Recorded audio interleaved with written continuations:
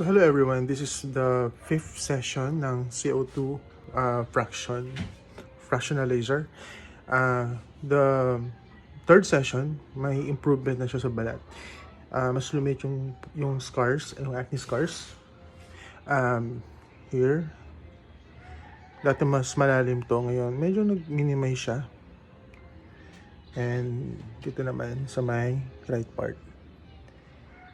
Medyo visible pa rin pero mas kapansin-pansin na mas lumiit siya.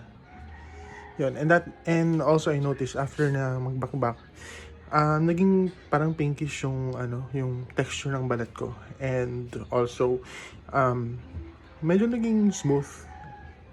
So yeah. Okay, overall satisfied naman ako. Hopefully, sa 4th session or 5th session, mas mag-i-improve. Also, sa 3rd session ng CO2 fractionalizer, medyo mas masakit siya kasi mas mataas yung intensity ng laser according dun sa nagla-laser therapy. Yung nagla-laser, mas mataas yung frequency ng laser. And ang mas pinakamasakit na part for me, kasi meron akong in-avail din na vampire facial, para siyang microneedling. Kukunin yung plasma sa dugo mo, tapos i-inject siya. After yung i-microneedling, i-inject siya sa mismong malalalim na scar. Yung pag-inject hindi siya masakit, but yung pagpasok nila ng plasma sa loob, yun lang sobrang kirot. Okay, so talagang tiis ganda.